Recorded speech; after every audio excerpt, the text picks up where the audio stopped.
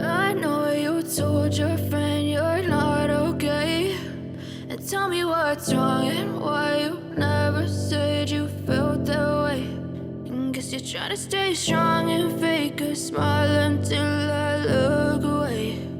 But I've known you too long, it hurts to watch your blue eyes fade to gray. Hello.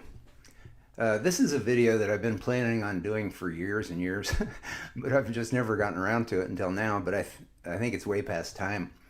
And that is, the subject of this video is that the solutions to the problems that we face are so much simpler and more elegant than anyone tells us. And one of the things that you'll notice if you kind of pull back from the corporate media and you start to look at things with a clarified vision, what we start to realize is that they make things way more complicated than they are. The solutions are simple and elegant. It's just a matter of us just opening up to the science. And so much of the new science is just being completely ignored by the media. So let me give you a couple of examples. Well, first of all, let me explain kind of what enabled me to arrive at these, observations of the simple solutions to things. It's more complicated than this, but but the simple way of seeing it was when I have taught and practiced mind-body practices for 40 years. So meditation, Tai Chi, Qigong, yoga, mindfulness. And in Tai Chi, we have this exercise that's called push hands. And what it is it's two people stand face to face with each other, and they have an arm out, and they push their hand into their partner. Some people might call it their opponent, but I don't see it that way. It's more like a dance. And so your body's going forward and you're pushing into your opponent, and then your opponent pushes back into you. And so you have this circular motion going back and forth between the two of you. And what happens is when you get used to this subtle awareness, and meditation really helps promote this for your Tai Chi practice. But when you're doing this push hands, what happens is you start to notice when your partner starts to tighten. And when your partner starts to tighten, that's when they're vulnerable. And so then just a slight little push will send them reeling backwards. They'll lose their center of gravity and they'll tumble backwards. When you just apply just a slight little push, when you find that point of vulnerability, and that vulnerability is when they tighten around things. And so there's a mental and emotional component to this as well, which what I'm going to get into. And so, these 40 years of training in Tai Chi, they've helped me kind of start to see where the quintessential points are of flawed systems, where it would just take just a little slight shove to completely transform society. So let me give you just a couple of examples. One is that when you look at the public opinion polls, the overwhelming majority of Americans, for example, and it doesn't matter what political party they belong to or whether they don't belong to a political party, it just doesn't matter. What they're all dissatisfied with is the Citizens United Supreme Court decision that enabled corporations to contribute limitlessly to political efforts. And so what that did, there's a university study, and what they found was that virtually every vote in Congress goes to the benefit of the top 1%, the power brokers of the country.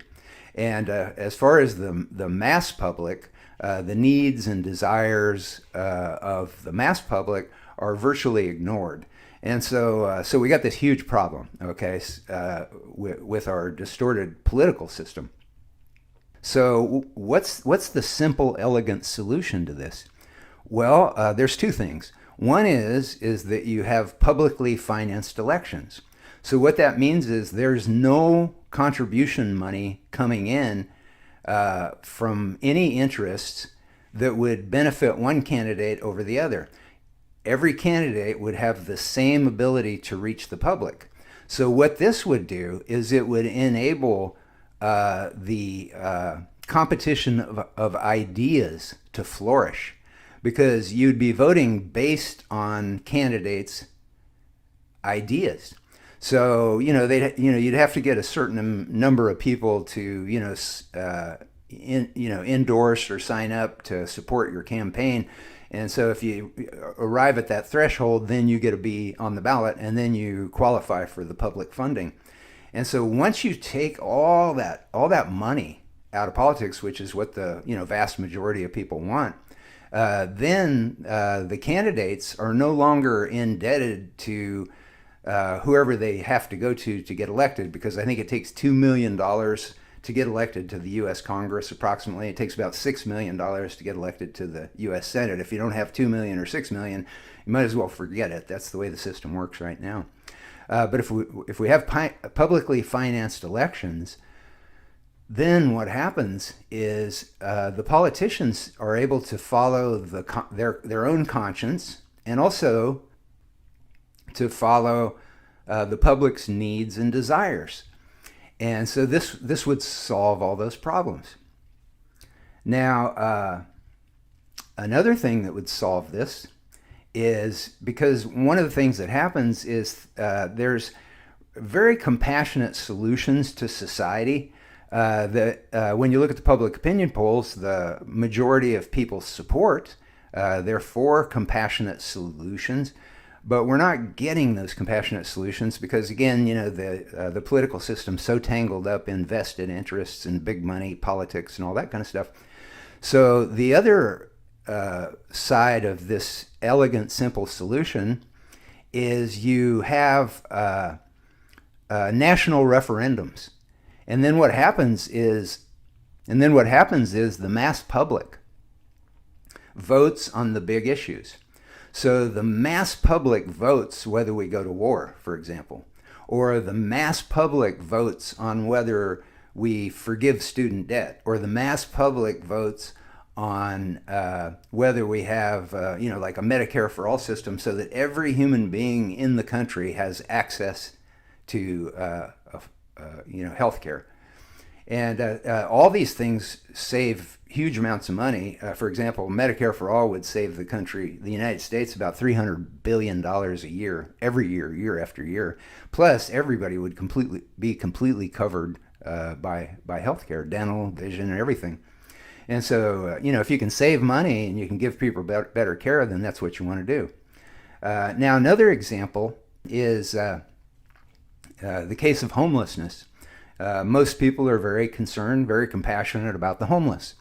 And what has been happening in certain states, Utah, a county in Florida, the state of Mississippi, what they've started doing is something called housing first.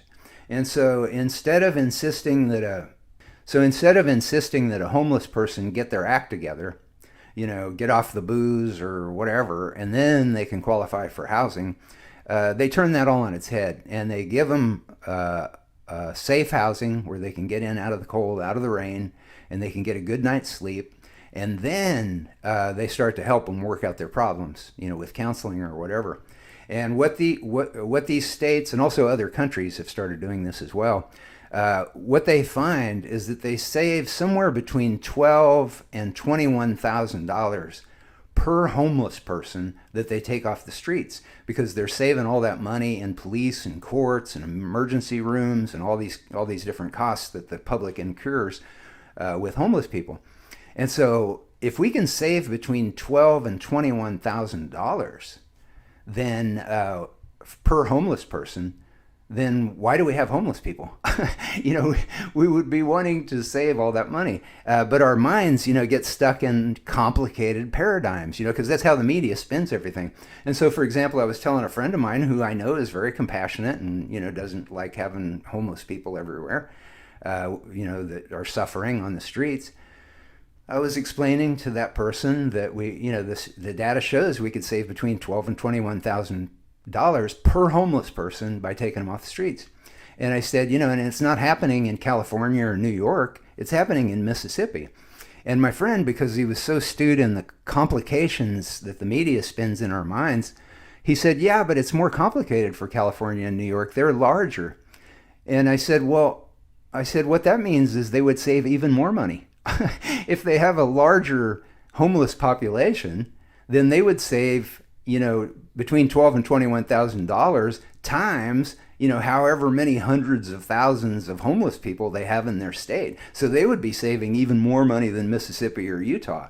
So you see how our minds they automatically go back to the complicated way of looking at everything. Here's another simple, elegant solution that, the media and the political establishment that we have in the country, they always just try to make it seem like it's so complicated. But, we've got a healthcare crisis. It's not just in the United States, it's all over the planet. And so we've got more and more people that need more and more healthcare, and it's beginning to bankrupt economies all over the planet. Well, Dr. Herbert Benson from Harvard, he looked at all the data on mind-body research. So mind-body, that's meditation, yoga, tai chi, qigong, mindfulness. And what the data shows, according to Dr. Benson, is that somewhere between 60 and 90% of the health issues that we're facing in the United States are caused by stress. Now, I'm sure that that's true internationally as well. It's caused by stress. Now, of course, people are thinking, okay, well, what about, there's different organic dysfunctions that happen when you get a diagnosis, right? Right. But when you go back, what you find is that a lot of the majority of that organic dysfunction is the result of chronic, unmanaged stress. And so the mind-body practices, Dr. Herbert Benson, he said that the majority of these illnesses, between 60 and 90%, are best prevented or treated by mind-body practices. Now, Dr. Benson's not the only one. There was a 20-year Kaiser Permanente study. And what they found was that the study said that 70% of the illnesses sending people to their doctors, they said that 70% of the illnesses sending people to their doctors were caused by stress. Not aggravated by stress, but caused by stress.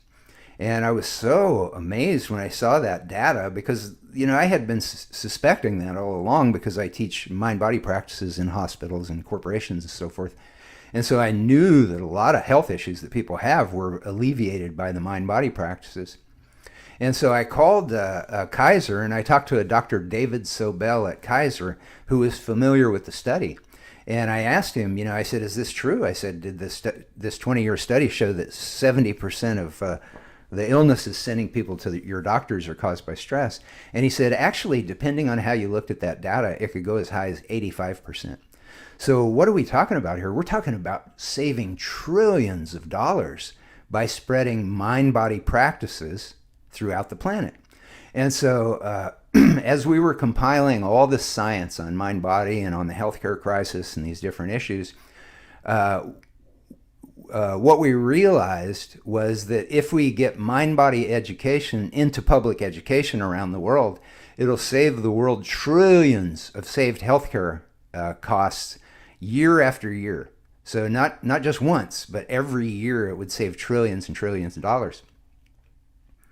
And so what came out of that research was the Global Transformation Project. So if you go to globaltransformationproject.org, you can see the science and the explanation of this in more detail. But what the Global Transformation Project calls for is a United Nations resolution advocating mind-body practices as a core part of public education. So mind-body education would become a core part of public education. What the Global Transformation Project is recommending is 1 hour per day in school. So it'd be kind of a hybrid between health science and physical education, because Tai Chi and Qigong give you cardiovascular benefits, so you'd get a physical education, but you'd also have that mind-body health component as well. And so if we get this in public education around the world, and it wouldn't cost very much to do this, it's easily done because there's mind-body teachers in every country in the planet. And we know that because we organize a mind-body event around the world every year called World Tai Chi Day, and it's in 80 countries. So there's mind-body teachers all over the planet that the public education systems everywhere on the planet could be taking advantage of. And they could be teaching these kids in age-appropriate ways how to go into the alpha brainwave state. And so there's a lot of ways to get there, and some of them are very playful, like something called animal qigong, where you pretend to be a tiger or a snake or different things like this, and you incorporate breathing and visualization. And so you could be teaching preschool and kindergarten kids how to do mind-body practices. And so if they're doing it for an hour a day for 12 years, they'd be mind-body masters by the time they graduated from high school. And things like hypertension would virtually be something that you would have to look at in history books, because you'd have a whole population who wouldn't be suffering from these common health issues. And so this could, change the planet just because of the health savings cost. Now, that doesn't include all the other benefits that you get, because the science shows it would make students smarter, more creative, more able to handle complicated problems in more simple and elegant ways, just like what I'm describing with, some of these issues that society is facing. So the future is very bright. The solutions are there. They're hanging like ripe fruit from the trees. And the more that we can practice mind-body practices, meditative type practices, the big five, Tai Chi, Qigong, yoga, meditation, mindfulness, it changes our brain waves and it changes our brain structure so that we're no longer driven by panic and division, and we become more solution-oriented. And we also become more elegant, complex thinkers that can find simpler solutions to things. One of the things that happens when we practice these mind-body practices is that science shows that we start to begin to engage in more what's called gamma wave consciousness. And gamma wave consciousness is it's a higher level of consciousness that the science is showing that people who meditate regularly have a much larger propensity to be able to access. And when we're in gamma wave consciousness, and we're not thinking in small, tight, linear consciousness, we're letting the mind kind of relax open, and then we're able to contemplate issues or challenges or whatever with different parts of our brain or mind or consciousness simultaneously entertaining that issue from different angles. And then what happens is we start to see these simple solutions like the ones that I'm describing. And so practicing mind-body practices will help spread this more elegant gamma wave consciousness through society. And then if we educate other people about the mind-body science and what these things can do for them and their lives, then we have more people practicing these mind-body practices. And what the science is showing is that when the more people that you have practicing these mind-body arts, the more people that are going into this alpha brainwave consciousness on a regular basis, what happens is it doesn't just affect the meditators. What the science shows is that it ripples out. Your brainwaves ripple out beyond your skull, and they actually affect the consciousness of the larger population. And there's studies that have been done in cities and in institutions, and including prisons, including maximum security prisons. And what they find is that when they have a certain small number of meditators, it actually improves the behavior and reduces violent crime for the whole society. In fact, in one of the studies in Washington, D.C., they brought in 1% of the population of high-level meditators, and they brought the violent crime rates down about 25% during the period that they had these meditators in the city. And it was during the high crime rate season. And so I have all this data and all this science and all the mind-body science of all these really hopeful, simple, elegant solutions to our future, all backed up by meticulously cited data and science in my new book called The New Second Edition of the Gospel of Science. And so that book is the antidote to the complexity and the nihilism and the pessimism and the limited vision of modern media. Now, why does media not report on solutions? Well, it's because in my book I get into this, and there's data that you can find in there. But what the media has discovered was that if they could get us upset or angry or fearful, it produces stress chemicals. And then what happens is we get addicted to the stress chemicals. And then that brings us back to keep viewing. And so the media knows that upset, anger, and fear is what is going to keep us tuned in, and and their sponsors are going to love that. The more people are watching, the more money they'll pay, because the more money they're going to make on their advertising. And so this turns all that on its head, because solutions are the opposite of fear and upset and anger. So what you'll notice when you start looking at the media critically is it's personality driven. And so, one channel will demonize people in another political party, and then the other channel will demonize them right back. And so they spend all their time, if you watch the media critically, they spend all their time demonizing and picking and nitpicking and on and on and on and on. And there's very little room for solutions. And my guess is that if you think back, watching the media, there is very little, if any, discussion about these simple solutions. They never talk about how we could actually save money by housing the homeless, doing the compassionate thing. Because what you find when you start to look through the science is that compassionate solutions are always the most economical and most effective solutions to everything. And this is what, all the prophets of all the major religions were trying to tell us 2,000 years ago. They were seeing a bigger sociological and scientific insight. They didn't have the terminology to describe it, but they just knew that it was true, that compassion is the solution to our problems. And so there's no room in media, because compassion and elegant, simple solutions don't sell the advertising space. They don't get people upset and afraid and angry. And so becoming conscious of the game is a huge step forward for the evolution of humanity, because if we don't know the game that's being played, then what happens is we end up getting played by the game instead of playing the game. And so practicing mind-body practices helps us get out of the rat race, get out of the squeeze, get out of the paradigm of thinking that modern society is tangled up in. And then the elegant solutions just float to the surface, and we look at them and we go, wow, yeah, that could definitely solve the problem. Why haven't we been doing that? Just like, why haven't we been educating kids in mind-body practices? Because the science shows that it increases their IQ, it improves their verbal fluency, it increases their math proficiency skills, their focus, their test scores, all the things that we want school students to be doing in school. Mind-body practices augment and supplement and create, that kind of consciousness and those kind of abilities in students. And then it also boosts their immunity and reduces their sick days.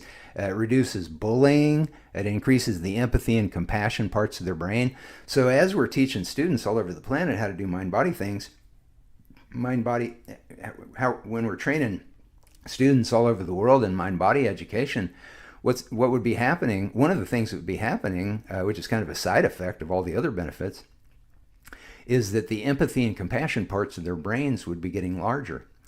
And so then, as I said, the science shows that consciousness doesn't stay inside their skulls. It's rippling out. And so the data would show that if we introduced hundreds of millions of new meditators into the planet, into the global consciousness, it would begin to increase the empathy and compassion vibration of the planetary consciousness. And again, what the science shows is that compassionate solutions are the most effective solutions. And also, when we are kind and when we are compassionate, science shows that heals our DNA. So we would actually be healing by healing others in our society. This compassion's not an airy-fairy poetry kind of thing. It's a hard science thing. And it's a very simple and elegant solution to every challenge that we face into the future. So if we can let ourselves delve into the mind-body practices as often as is convenient for us to do, then what happens is we're contributing to this shift in global consciousness. And as we contribute to that shift in global consciousness, the world will be saving trillions and trillions of dollars, and it will also be rippling this consciousness out through the entire planet. And so for the last 40 years, mind-body practices have spread across the planet like a wildfire. And during that same 40 years, violent crime rates have been dropping like a rock in the United States, but also in many countries around the world. And I have all the data in my book. And again, it's all cited. You can go back to the original sources. And so we could be, healing and creating a more compassionate and kind planet, and at the same time saving trillions and trillions of dollars. And the other thing that is beautiful about coming to terms with a truth, like the fact that violent crime rates have been dropping for 40 years, and I know when I mention this in my stress management classes in corporations, a lot of people, they just completely reject it because they think, oh, well, on the news last night, they were telling me that, the world is more violent. And every TV show that I watch and every movie that I watch, tells me that the world is more and more violent. But what happens is when we let go and we realize, oh yeah, no, there's FBI data. I saw it in Bill's book, the new second edition of the Gospel of Science. Here, I can show you the link to it. That the planet, that our country and the planet is less violent. The world is vastly less violent than it's ever been before in human history. And again, I get into the data in the book. What that does is it takes us out of this mode where we think the people around us are dangerous and something to be suspect of. And we start to look at people with a different view. And we start to realize that actually people are quite kind and people are quite polite. It was a constructed reality that the media created in our mind that made us think that the world was more dangerous and more fearful, and that people were untrustworthy around us. And then we can start working together with people in concert, and we can start changing our society and changing our planet, because that only happens when we come together. John Lennon had a great line. He said, when we dream alone, it's only a dream. But when we dream together, it's evolution. And so my hope is that you will share this video.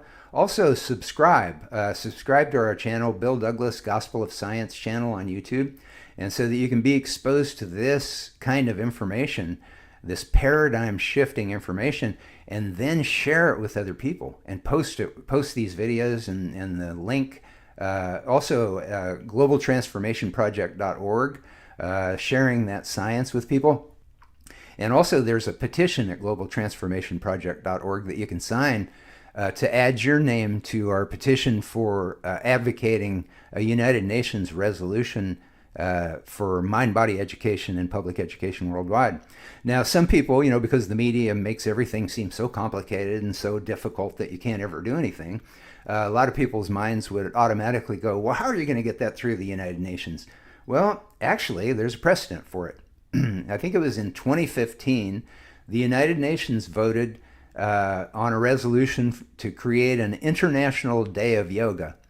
And the purposes for that was very similar to the Global Transformation Project, to boost global health and well-being for people throughout the planet.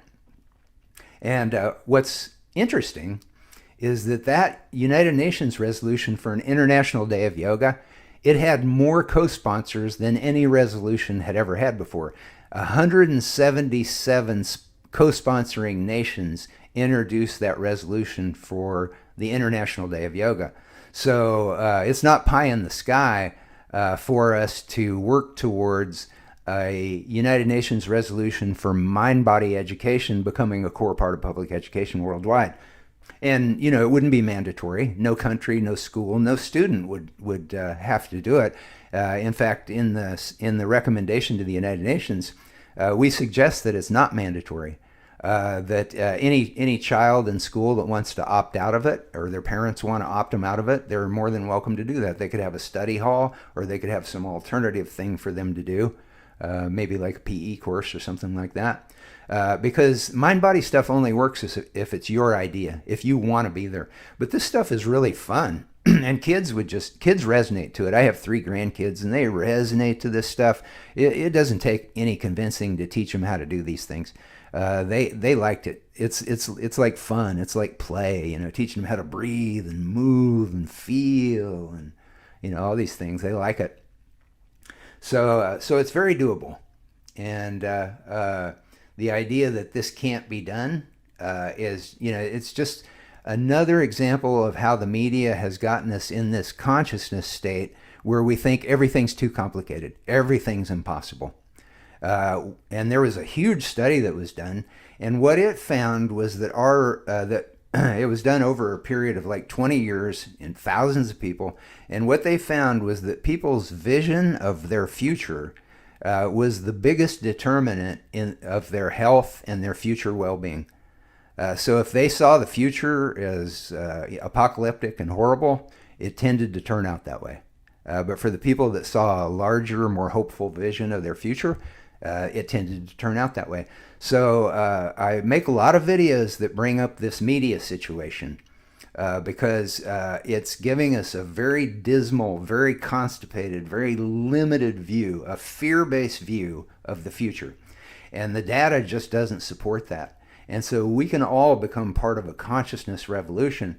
And the first step in that is letting go of this fear and limitation consciousness that the media puts in us. And so understanding the media game is a big part of it. And then understanding the potential of human consciousness is a huge part of it as well. So I spent 40 years collecting all this science for the new 2nd edition of the Gospel of Science. And now what I do is I offer it to the world, and I price the book as cheaply as I could. I mean, I put so many thousands of hours into that book. And so for a book that has the amount of meticulously endnoted science that this book has, it should be vastly more expensive. If you go on Amazon and look for these kind of books, you'll see that they're tremendously expensive. Mine's not. Mine's just a little bit more expensive than a novel. And I price it that way because it's so important to get this information out. And so again, if you can become part of this, sign the petition at globaltransformationproject.org and also begin to spread this information out. And please have a look at that book because you'll have all that data at your fingertips. I have live links on a web page so that you can look up and find out, the source of all the data, all the science that I have in the book. And then you can become an agent of change and healing in the world just by spreading this science and, letting people know about mind-body practices and that the world is safe and that people are friendly and that there are really simple, elegant solutions to these challenges that we're facing. And if we believe that, because the data backs it up, then the science shows that causes it to be a much larger probability for our future to evolve into it. If we hold a fear-based idea of the world, which is what the media pumps into our head every day, 24/7, then that's going to change the way that our future turns out. And now the upside of this is what science shows, and I get into the details of all this in my book, but what science shows is that gratitude and compassion consciousness are the most powerful healing emotions or thought waves that human beings are capable of. This is all scientifically shown. You can see the data in my book. And so what that means is that even though the media is spreading a fear-based, dismal view of the future, when we go into compassion states and hopeful states and visionary states, that's when our consciousness more powerfully affects the consciousness of the planet, other people around us, and the consciousness of the planet. So there's all the reason in the world to be very optimistic about the future of the planet, even though we've got a real problem with our media, and and then that limits the possibility of our government and society and things like that. So even though we're in a kind of a critical moment for human history, knowing the science, knowing the data, knowing Einstein, he said the most important question we could ask ourselves is the universe a friendly place? Because he said every action in your life is going to come from the answer to that question.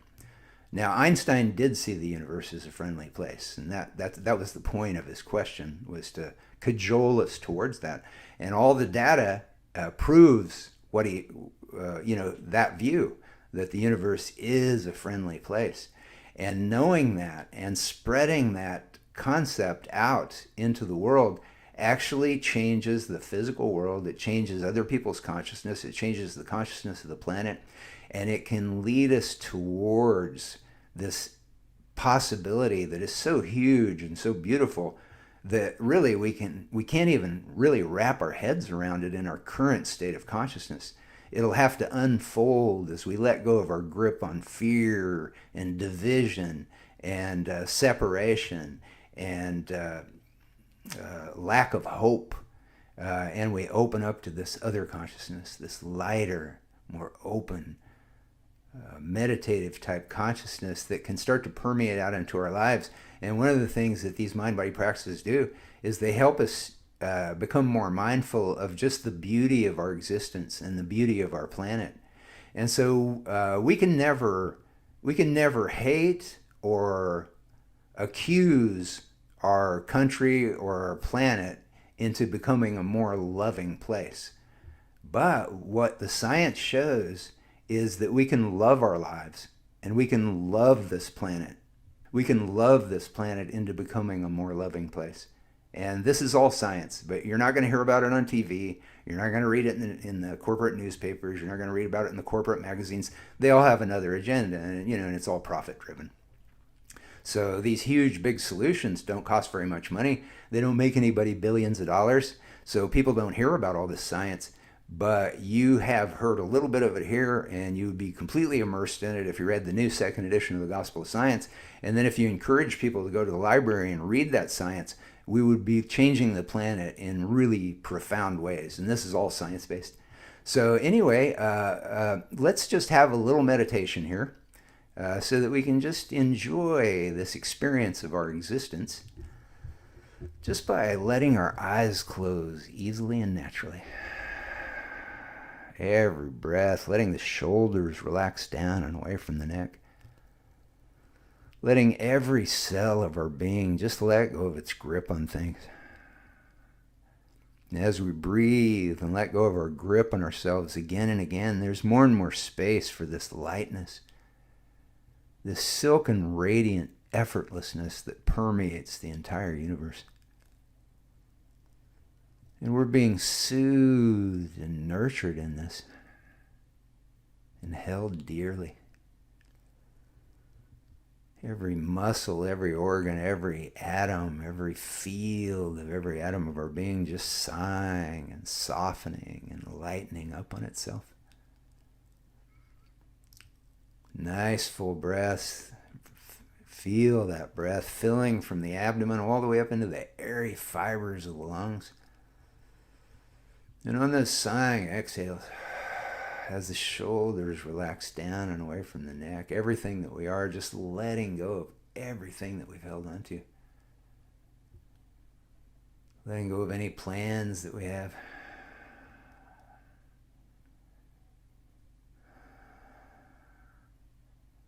So that with each releasing breath, we're just falling deeper and deeper into the center where we are right here and right now.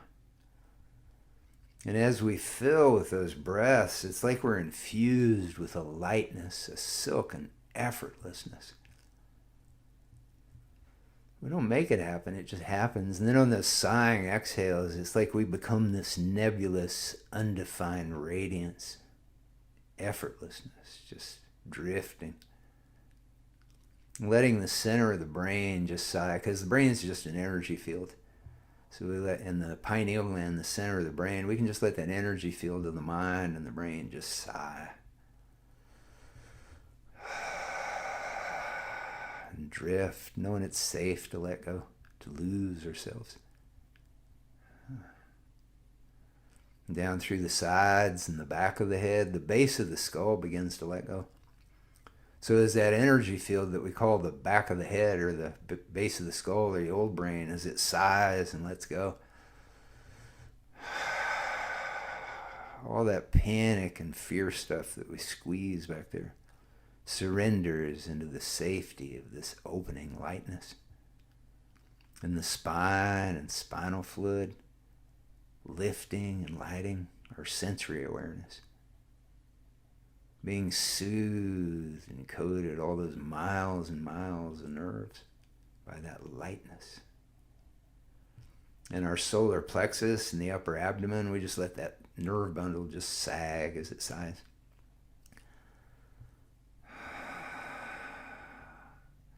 We start to let go of a lot of that fear and trepidation stuff that we squeeze in the abdomen, allowing ourselves to be open and vulnerable. We realize not only is that safe, but it's just a great relief to just let all that go. Allowing space for that lightness to expand and open through the abdomen and pelvic bowl, all the organs softening and opening, lighting.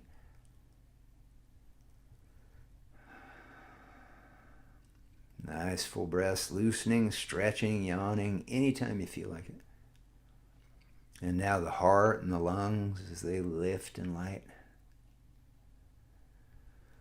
The lungs, the wings of inspiration, begin to open, to lift and light. And again, we don't make it happen, we just let it happen. And the bronchial tree, the upper chest lightening up on itself. And the heart lighting, so that every breath we breathe in breathes in lighted oxygen that's carried with every beat of the heart to the circulatory, liquid, lymph and glandular systems. And with the liquid systems, the emotional awareness lifting and lighting. As we sigh and let go of our hold on emotional states, so we can just drift on whatever lilts through this lighted, knowing, sensory, and emotional awareness that we are, being opened and unfolded by it, lifted and lighted. This radiance permeating everything that we are. The mind and the heart just sighing, knowing that it's safe to let go, to get lost in that silken, nurturing radiance, that effortlessness.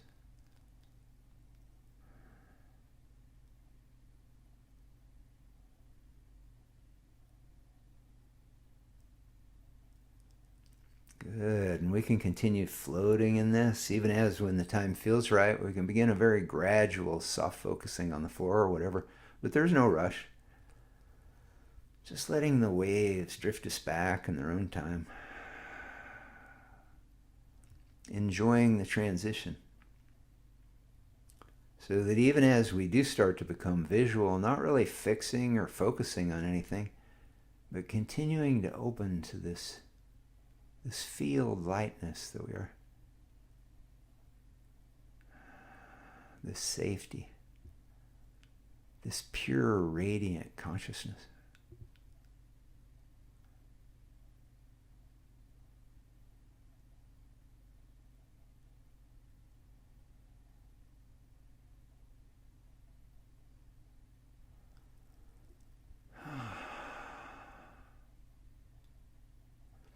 Good. And if you have any questions about the meditation or any of the data, again, the new second edition of the Gospel of Science will answer all those things. But feel free to leave a comment or a question under the video, and I will try to answer all those. Also, if you're interested in online donation-based mind-body instruction, you can email me at billdouglas@worldtaichiday.org.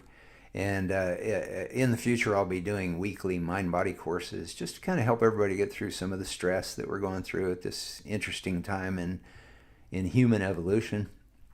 And again, it's donation-based, so if you can't afford to contribute, please attend anyway and tell other people. It'll be really good for them.